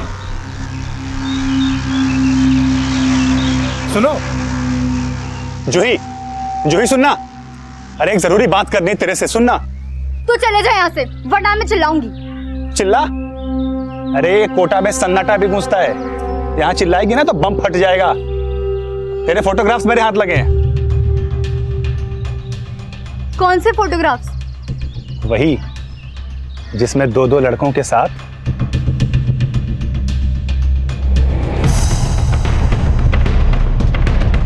अब हमारा नंबर भी लगाना होगा। अबे नखरा नहीं चलेगा, आज नहीं तो कल दर्शन देने पड़ेंगे तुम्हें। सर, दृष्टि के काउंसलर ने बताया कि दृष्टि की मेंटल कंडीशन बचपन से ही ऐसी थी। उसका भी कहना है कि दृष्टि को हमेशा ये वहम रहता था कि उसको कोई मार सकता है। तो पंकज, कहीं ऐसा तो नहीं है कि दृष्टि को लग रहा हो कि उसके फादर मयूर उसको मार देंगे और कोई ऐसी सिचुएशन क्रिएट हुई कि दृष्टि ने मयूर को मारा और अंकिता दृष्टि को लेकर भाग गई? पॉसिबल है सर, क्योंकि अंकिता का फोन मर्डर वाली रात उसके घर के एरिया में ही बंद हुआ। मैंने अंकिता के बारे में पता किया, उसके पेरेंट्स गुजर चुके हैं, लेकिन सर ऐसा कोई भी लीड नहीं मिला जिससे पता चले कि वो इस समय कहाँ पर छुपे बैठे हैं। मयूर की माँ ने हमें बताया था कि पिछले कुछ दिनों से मयूर अंकिता से कुछ परेशान चल रहा था, तो हो सकता है इसके पीछे अंकिता के लव अफेयर का एंगल हो। उसने अपने प्रेमी के साथ मिलकर मयूर को मारा और अपनी बेटी दृष्टि को लेकर भाग गई। सर अंकिता के कॉल रिकॉर्ड से तो ऐसा कोई भी क्लू नहीं मिला है, लेकिन हाँ मयूर के कॉल रिकॉर्ड से पता चला है कि उसकी हत्या से कुछ दिन पहले से उसको कोटा के एक पीसीओ से कॉल आ रहे थे, और मयूर के काम से जुड़े ऐसे कोई भी इंसान का पता नहीं चला है जो कोटा में रहता हो, और मयूर की माँ ने भी ऐसा कुछ नहीं बताया कि उसका कोई रिश्तेदार कोटा में रहता है। तो फिर कोटा के पीसीओ से मयूर को कॉल्स कौन कर रहा था, और इन कॉल्स का मयूर के मर्डर और अंकिता और दृष्टि के गायब होने से क्या कनेक्शन हो सकता है? एक तरफ पुलिस अंकिता और दृष्टि के गायब होने से मान रही थी कि शायद मयूर मर्डर केस की वो प्राइम सस्पेक्ट है, और उनका पुलिस से भागने का आखिर क्या राज था, यह अभी भी रहस्य बना हुआ था। पर इस रहस्य का संबंध क्या उस मामले से भी जुड़ा था जिसमें एक के बाद एक कई लड़कियां शारीरिक शोषण का शिकार बनी थी? कोटा में तो बाहर आ गई है। माय गॉड, एक जाति या दूसरी को लेके आती है।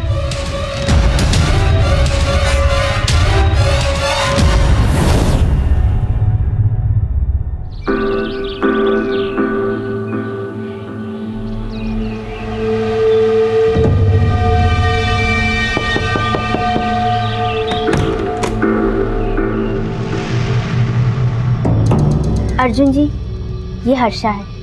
हर्षा, ये वही बायोलॉजी टीचर है जिनके बारे में मैं बात कर रही थी। ये बहुत सारे स्टूडेंट्स को बायोलॉजी की फ्री ट्यूशन्स देते हैं, तो इनके पास पढ़ेगी तो 10th में टॉप करेगी। थैंक यू दीदी। अरे बाहर क्यों खड़े हो, अंदर आ जाओ।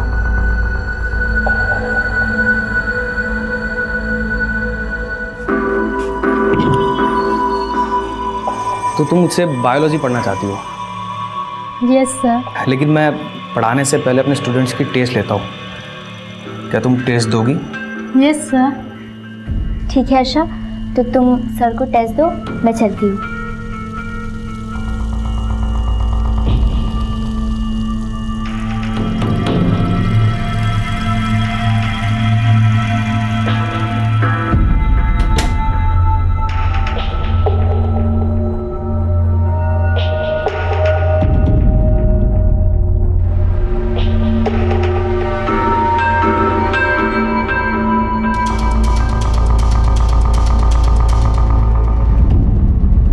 सर फिलहाल हमें कोई भी क्लू नहीं मिला है कि मयूर के मर्डर के पीछे किसी आउटसाइडर का हाथ है।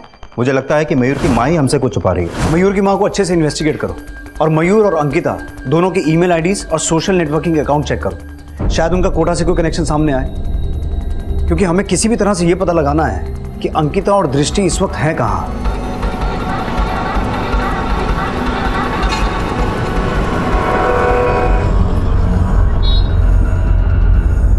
दृष्टि बेटा, हम उतर गए ना गाड़ी से। हाँ, अब मत डरो, ठीक है? चलिए। आप आगे जाओ, मैं आप नहीं। हाँ, आप आगे जाओ, मैं आपके पीछे आऊंगी। हम साथ भी तो चल सकते। नहीं, आप नहीं, आप आगे जाओ, मैं आपके पीछे आऊंगी। You go go.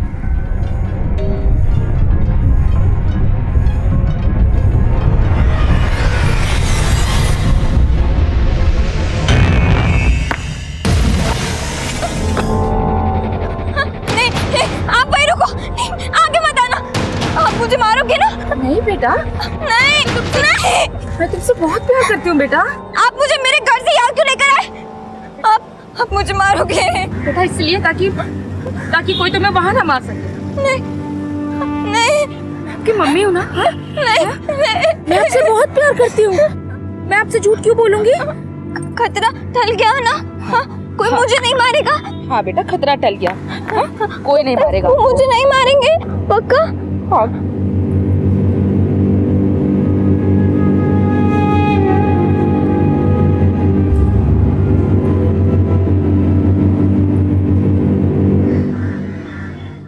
सर मयूर की माँ के कॉल रिकॉर्ड में तो कुछ भी सस्पिशियस नहीं मिला, लेकिन मैंने मयूर का ईमेल अकाउंट स्कैन किया। सर मयूर की हत्या से कुछ दिन पहले उसको गोविंद आर नाम की एक ईमेल आईडी से मिला था। ये देखिए सर।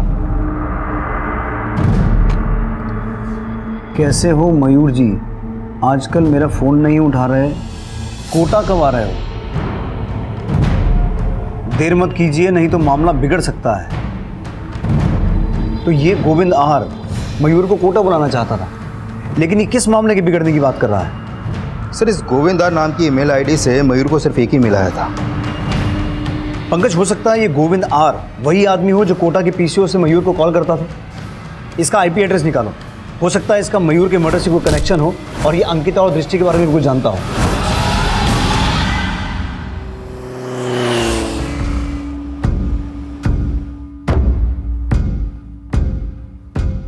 सर जिस गोविंदार नाम की ईमेल आईडी से मयूर को मेल आया था उसका आईपी एड्रेस ट्रेस हो गया। वो आईपी एड्रेस कोटा का है सर, और मेल भेजने वाले का नाम गोविंद राव है, वो भी कोटा में ही रहता है।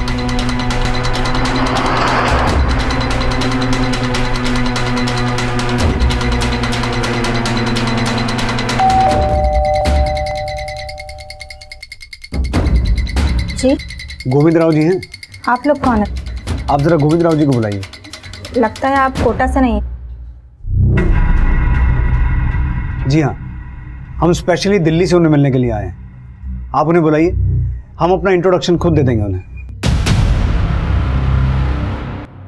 मेरे पति गोविंद कोटा में सच्ची खबरें नाम से एक साप्ताहिक पत्रिका चलाते थे। करीब 15 दिन पहले वो अपने पत्रिका के ऑफिस से घर लौट रहे थे, तभी किसी बाइक सवार ने उन्हें जान से मारने की कोशिश की। तब उनके पैर में गोली लगी थी। लोग उन्हें अस्पताल भी ले गए।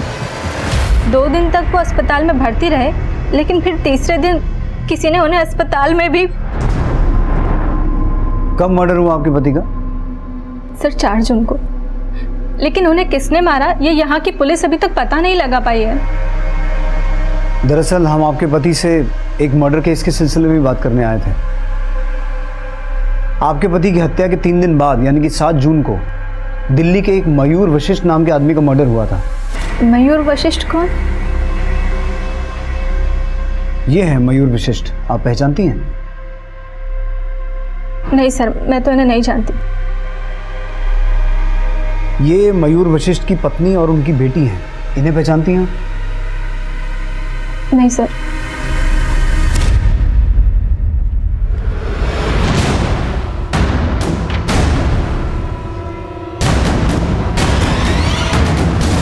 मम्मा, आप मुझे दिल्ली से यहाँ क्यों लेकर आई हैं?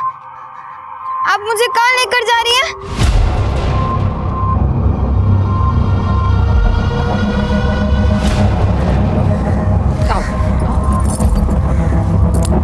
सर गोविंद राव की बीवी मयूर और उसकी फैमिली को नहीं जानती, लेकिन गोविंद राव तो जानता ही होगा।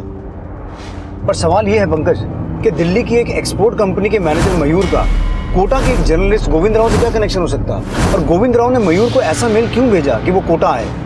और ऐसा क्या था जो उस मेल में ये लिखा था कि मयूर ने अगर देर की तो मामला बिगड़ सकता है? सर गोविंद राव का मर्डर मयूर के मर्डर से 3 दिन पहले ही हो गया था।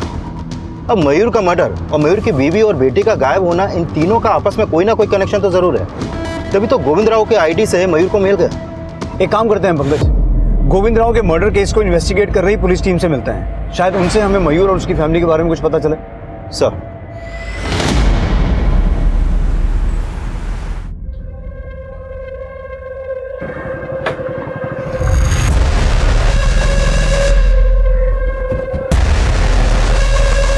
कि किसके साथ थी तू? जानती भी है वो कौन है? वो बायोलॉजी टीचर है दीदी।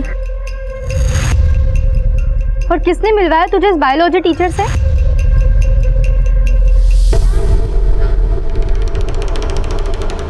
तू मेरी बहन को लफंगों के पास लेके गई।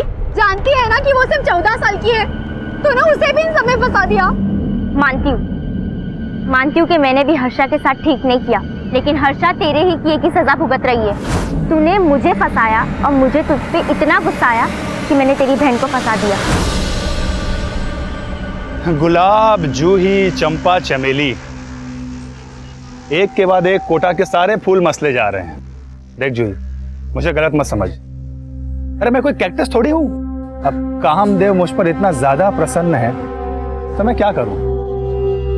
तू मेरे साथ सोना चाहता है? सोना नहीं बेवकूफ, मैं तेरे साथ जागना चाहता हूँ। ठीक है, लेकिन उसके बदले में तुझे मुझे वो सारे फोटोज दिखाने होंगे जो वो लोग तुझे बनवाने के लिए देते हैं।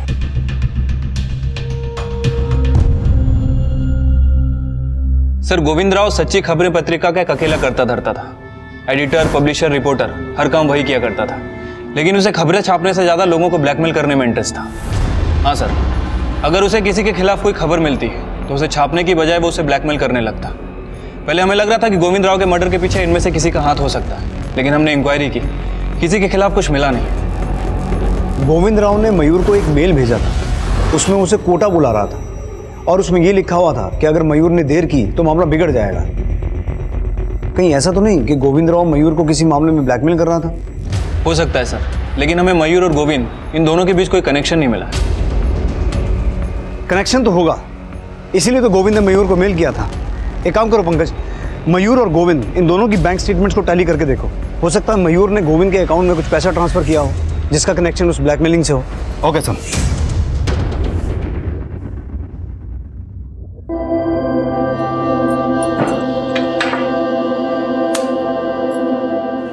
दृष्टि, बेटा ये हमारा नया घर है और यहाँ आपको कोई हार्म नहीं पहुंचाएगा।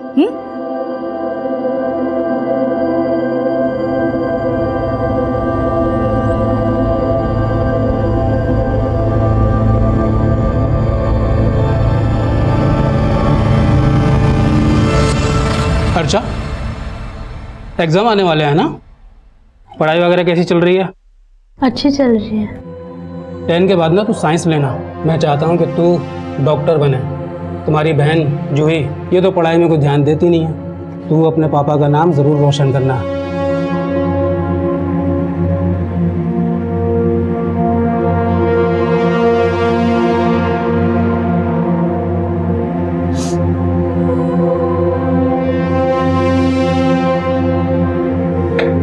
दीदी, आई एम सॉरी, मुझे प्रिया दी के साथ नहीं जाना चाहिए था ना। हर्षा, जब तक तेरी दीदी है तुझे किसी बात से डरने की कोई जरूरत नहीं है। तू बस ये सब भूल जा और अपनी पढ़ाई पर ध्यान दे। पापा को मुझसे कोई उम्मीदें नहीं है, लेकिन तू उनके सपने जरूर पूरे कर।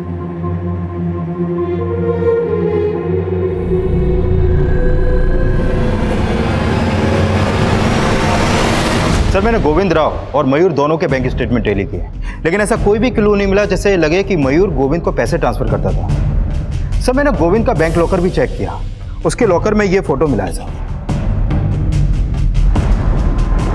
लेकिन गोविंद राव के लॉकर में मिली इस फोटो का मयूर से क्या कनेक्शन हो सकता है? सर एक बच्ची का इंटीमेट फोटो है। अगर मान लो कि गोविंद मयूर को ब्लैकमेल कर रहा था तो हो सकता है कि उस मेल और ब्लैकमेलिंग का इस फोटो से कोई कनेक्शन हो।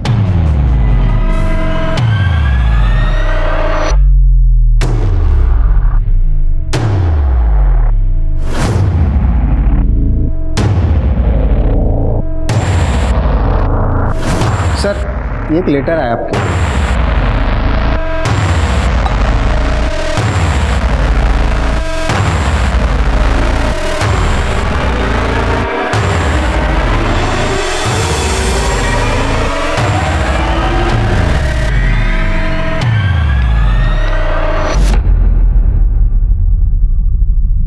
ये फोटोग्राफ गोविंद राव के लॉकर में? जी। लेकिन सर ये फोटो में कौन है मैं इन्हें नहीं जानता, और ये फोटोग्राफ भी काफी पुराना है। लेकिन इसी तरह के फोटोग्राफ से जुड़ा हुआ एक केस बहुत पहले कोटा में सामने आया था। किस केस की बात कर रहे हैं आप? सर लगभग 25 साल पहले 1992 में कोटा में एक सेक्स स्कैंडल का पर्दाफाश हुआ था। गोविंद राव ने अपनी साप्ताहिक पत्रिका इसी केस के बाद शुरू की थी। मुझे लगता है कि ये फोटोग्राफ्स उसी केस से जुड़ा हो सकता है। लेकिन वो केस एग्जैक्टली था क्या? सर कोटा का काफी फेमस केस है। 1992 में यमुनानगर पुलिस स्टेशन को एक अज्ञात लेटर आया था।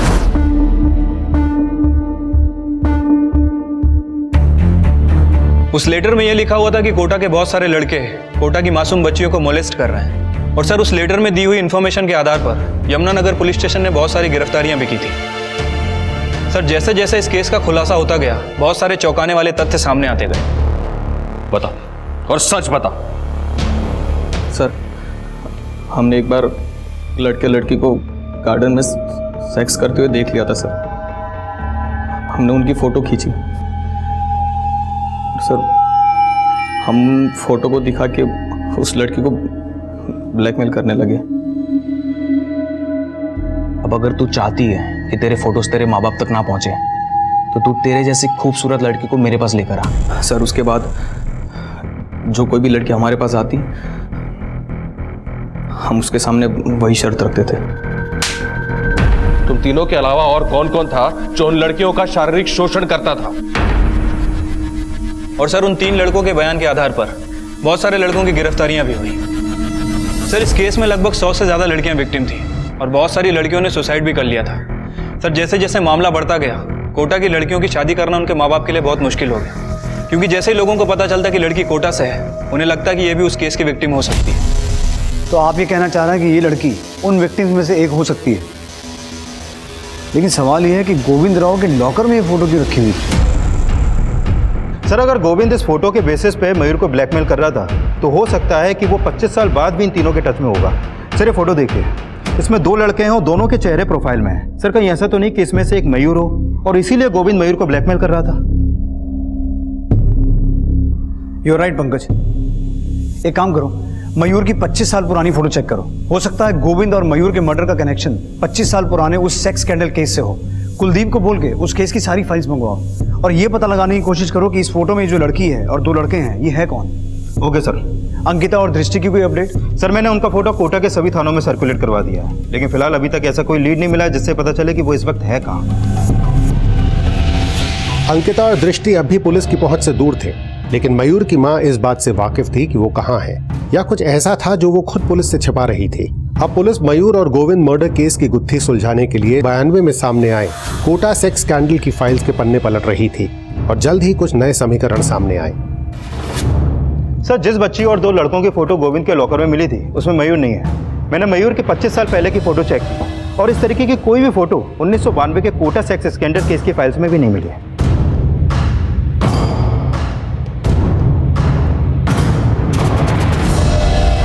लेकिन पंकज, ये फोटो लग तो इसी पीरियड की रही है। अब इस केस में 100 से ज़्यादा लड़कियां विक्टिम थी और सिर्फ 18 लड़के गिरफ्तार हुए थे। कई एक्यूज और विक्टिम्स तो ऐसे थे जिनकी आज तक पहचान ही नहीं हो पाई।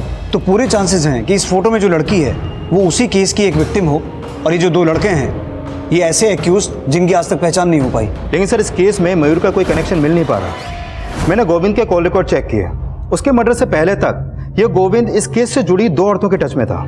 कौन 2 औरतें? सर, उसमें से एक है प्रिया सिंह जो इस केस की विक्टिम थी और दूसरी है सरला जो इस केस के अक्यूज अमित बिष्ट की वाइफ है।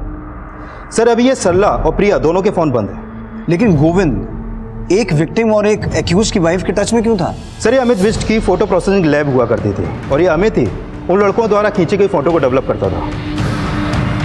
सर, ये अमित इस केस का बड़ा एक्यूज था जो उन लड़कों के लिए काम करता था जो लड़कियों की फोटो खींचकर उन्हें ब्लैकमेल करते थे। सर, अमित ने बयान दिया कि जो फोटोग्राफ यमुनानगर पुलिस स्टेशन में शिकायत के रूप में भेजे गए वो उसी की लैब से चोरी हुए थे। इन फोटोज में जो 18 लड़के हैं उनको तो हमने दबोच लिया। अब तू ये बता, इनके अलावा और किस किस को तू जानता है? सर, मैं अर्जुन, सुमित और ये सुबोध, इन तीनों के अलावा और किसी को नहीं जानता, क्योंकि बस यही तीनों हमसे फोटो डेवलप करवाने आते थे। लेकिन वो लोग तो कह रहे हैं कि तेरी वजह से सब पकड़े गए। तूने किसी को ये फोटोज दिए जो हमारे पास एनवेलप में पहुंचे। क्या मतलब जूही ने हम सबको फंसाया है? जूही कौन? केटी पब्लिक स्कूल की लड़की है। उसने ही मुझसे कहा था कि अगर मैं उसे इन फोटोग्राफ्स का नेगेटिव दूंगा तो वो मेरे साथ भी सोने के लिए, लेकिन सर मैंने उसको कुछ नहीं दिया। शायद मेरे लैब से वो सारे फोटो चुरा करके ले गई हो। सर, अमित के बयान के बाद माना गया कि जूही इस केस की विसल ब्लोअर थी।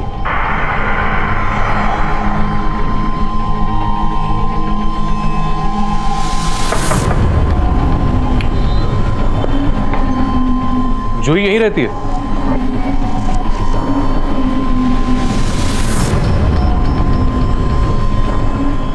सर, जूही यहाँ रहती थी मतलब?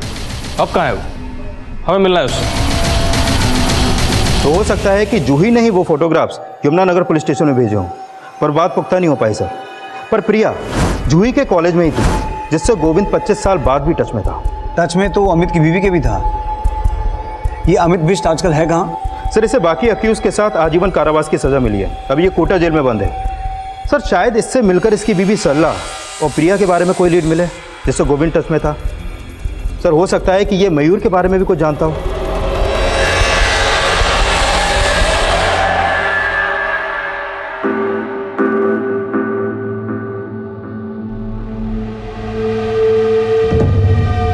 साहब, पिछले 25 साल से मैं इस चार दीवारी में बंद हूं, मुझे क्या पता होगा कि ये कौन लोग हैं।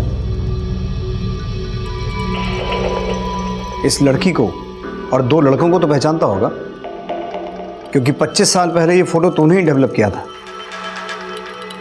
नहीं साहब, मैं इनको नहीं जानता। एक बात बता, तेरी बीवी गोविंद राव के टच में क्यों थी? साहब 25 साल से यही काल कोठरी मेरी जिंदगी है। बाहर मेरी बीवी किससे मिलती है, क्या करती है, मुझे क्या पता होगा। सर बाकियों ने भी उस लड़की और दो लड़कों को आइडेंटिफाई नहीं किया। सर क्या वाकई में इस फोटो का 25 साल पुराने सेक्स स्कैंडल से कोई कनेक्शन हो सकता है? और मुझे इस फोटो का मयूर से भी कोई कनेक्शन नहीं मिल पा रहा। अब ये समझना मुश्किल है कि गोविंद इस फोटो के लिए ही मयूर को ब्लैकमेल कर रहा था या फिर कहानी कुछ और है। लेकिन पंकज, मुझे स्ट्रांगली लग रहा है कि अमित उस फोटो में मौजूद लड़की और दोनों लड़कों को पहचानता है, लेकिन किसी वजह से बता नहीं रहा है।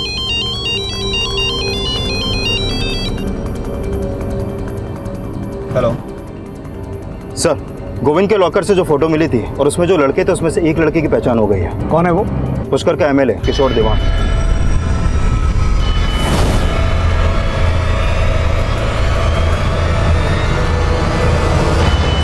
सर मैंने किशोर दीवान के हेंचमैन के कॉल रिकॉर्ड चेक किए, उसका नाम देवराज है, ये उसका फोटो सर। सर 1 जून को जहां पर गोविंद राव पर हमला हुआ था वहां पर इसका फ़ोन एक्टिव था, और 4 जून को जिस हॉस्पिटल में गोविंद राव का मर्डर हुआ वहां पर भी इसका फ़ोन एक्टिव था। फिर तो पूरे चांसेस हैं कि गोविंद का मर्डर इस देवराज ने किया हो। सर माना कि देवराज ने गोविंद को मारा, लेकिन क्या मयूर का मर्डर भी देवराज ने किया होगा? अब ये तो देवराज ही बताएगा कि मयूर के मर्डर और मयूर की बीवी और बेटी के गायब होने का क्या चक्कर है। उठा के लाओ इसे।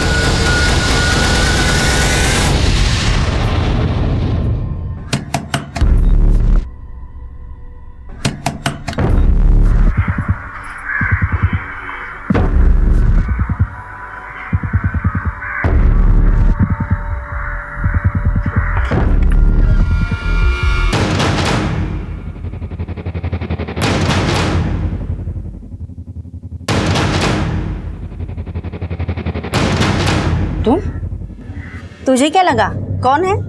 अच्छा ये बता, मुझे क्यों बुलाया यहाँ? अंदर तो आओ। ये तेरी बेटी है? बहुत ही सुंदर है।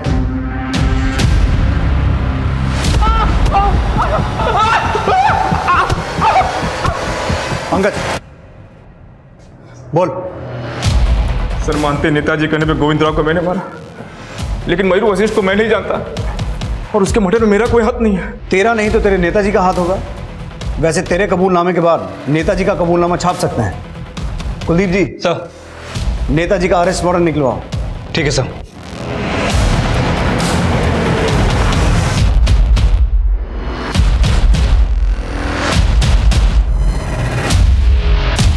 इंस्पेक्टर साहब, हमने देवराज को किसी का मर्डर करने के लिए नहीं भेजा था। आप समझने की कोशिश कीजिए। अरे वो नमक हरामी कर रहा है हमारे साथ। नेताजी, अब आपका कोई पैंतरा नहीं चलेगा, और आप सिर्फ गोविंद राव के मर्डर केस में ही नहीं, 25 साल पुराने कोटा सेक्स स्कैंडल केस में भी फंसने वाले हैं। जिस आदमी ने 25 साल पहले ये फोटो डेवलप की थी, अमित बिष्ट, उसने भी अपना मुंह खोल दिया। साहब ये फोटो पहले पुलिस के पास नहीं थी, इसकी नेगेटिव मैंने घर में छुपाकर कहीं रख दी थी। लेकिन कुछ समय के बाद जब मैंने अखबार में देखा कि किशोर दीवान एमएलए का इलेक्शन जीत लिया था, तब मुझे ख्याल आया। मैंने सोचा कि वो पिछले 25 साल से बाहर ऐश कर रहा है और हम लोग यहाँ जेल में सड़ रहे हैं। इसलिए मैंने अपनी बीवी को मिलने के लिए बुलाया और मैंने बोला कि वो किशोर दीवान की फ़ोटो गोविंद राव को दे दे ताकि वो उसको ब्लैकमेल कर सके, और जब मैं यहाँ से निकलूँ तो मेरे पास कुछ पैसे हो। अमित बिष्ट की बीवी ने ये फोटो गोविंद राव को दी थी, और गोविंद राव इसी फोटो के लिए आपको ब्लैकमेल कर रहा था, और इसीलिए आपने देवराज को बोलकर गोविंद राव का मर्डर करवा दिया। अब चुप मत बैठिए, ये बताइए ये लड़की कौन है, और इस फोटो में आपके साथ ये दूसरा आदमी कौन है? सर इस लड़की को मैं नहीं जानता, लेकिन इसे प्रिया लेकर आई थी हमारे पास। और ये दूसरा आदमी कौन है? सर इसका नाम अमजद है, और ये बहुत ही रईस बाप की औलाद है। और जैसे ही स्कैंडल सामने आया, इसके बाप ने अमजद को यूएसए भेज दिया था, और तब से सर ये वहीं है।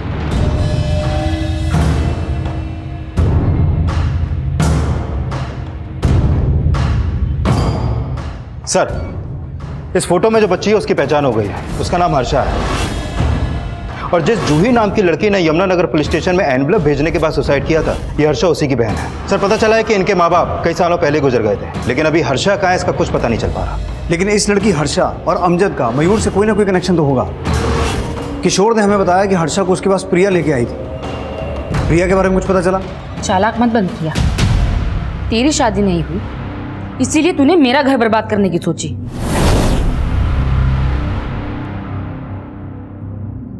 पच्चीस साल पहले भी तूने ही मेरी जिंदगी खराब की थी और 25 साल बाद भी तूने ही मेरा घर उजाड़ा।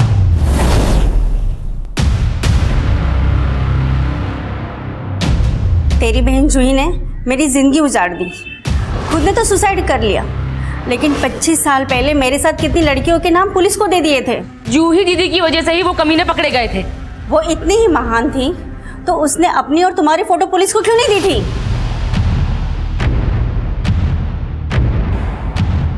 मैंने तेरे पति को कुछ नहीं बताया, वो गोविंद राव ने उसको ब्लैकमेल किया होगा। हर्षा, सुन तो मेरी बात। जूही दीदी के सुसाइड के बाद पापा ने मुझे मेरे मौसा मौसी के यहाँ माधवपुर भेज दिया। जूही दीदी के जाने के गम में पापा की भी मौत हो गई।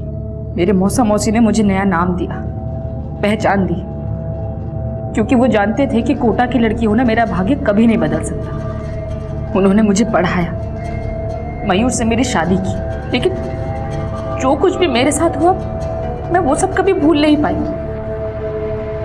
और इसी स्ट्रेस की वजह से मैंने एक ऐसी बेटी को जन्म दिया जो बचपन से ही स्किज़ोफ्रेनिया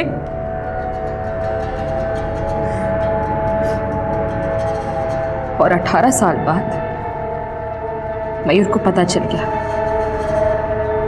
कि मैं कोटा की उन्हीं लड़कियों में से एक हूं। तूने और तेरे मौसा मौसी ने इतना बड़ा धोखा किया मेरे साथ। तेरी वजह से वो 2 कौड़ी का पत्रकार मेरा नाम और मेरी इज्जत मिट्टी में मिलाने की धमकी दे रहा है। लेकिन मयूर, चुप कर। मैं मयूर को मारना नहीं चाहती थी सर, पता नहीं वो सब कैसे मैं घबरा गई थी, बस इसलिए दृष्टि को लेके वहां से भाग गई। मैं जानती थी कि अगर मुझे जेल हो गई तो दृष्टि का ध्यान कोई नहीं रखेगा, इसलिए मुझे वहां से भाग जाना ही ठीक लगा।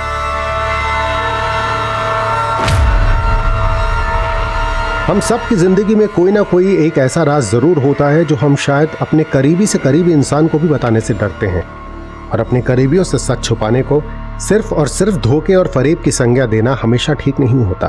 और छिपाया गया सच अगर वाकई बहुत कड़वा है तो भी उसे इतना विषैला नहीं बन जाने देना चाहिए कि माफी मांगने और माफी देने की गुंजाइश ही खत्म हो जाए। क्राइम पेट्रोल के ऐसे ही मजेदार एपिसोड्स देखने के लिए हमारे चैनल को सब्सक्राइब करें